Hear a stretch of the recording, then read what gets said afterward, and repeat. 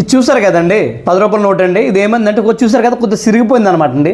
సిరిగిపోతే ఇది మార్కెట్లో ఎవరు తీసుకుంటలేదండి, కొట్టుకాడ కూడా ఎవరు తీసుకొని అన్నారు.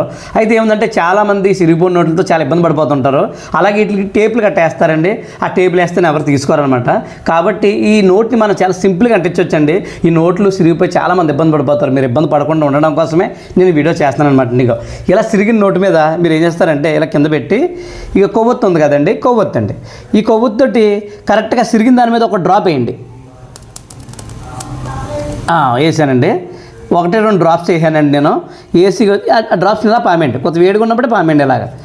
ఇలా పామేసి ఈ పక్క కూడా వెనక సైడ్ కూడా ఇలా పామేయండి. అయితే ఏముందంటే ఇక చూసారు కదా, అంటిపోయింది, పెర్ఫెక్ట్గా అంటిపోయిందండి, పెద్ద ఇబ్బంది ఏమి ఉండదు.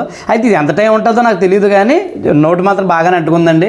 అయితే నా దగ్గర వైట్ కలర్ కొవ్వొత్తు లేదు, దాని గురించి నేను ఈ కలర్ ఉంటేనే వాడుతున్నాను. మీరైతే వైట్ కలర్ కొవ్వొత్తు వాడండి, పని అవుతుందండి, బాగానే పనిచేస్తుంది.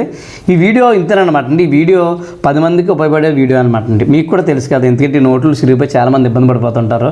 కాబట్టి వీడియో 10 మందికి షేర్ చేయండి, వాళ్ళందరూ యూజ్ చేసుకుంటారు కదా. అలా వీడియో లైక్ చేసి మన పేజ్ని ఫాలో చేయండి.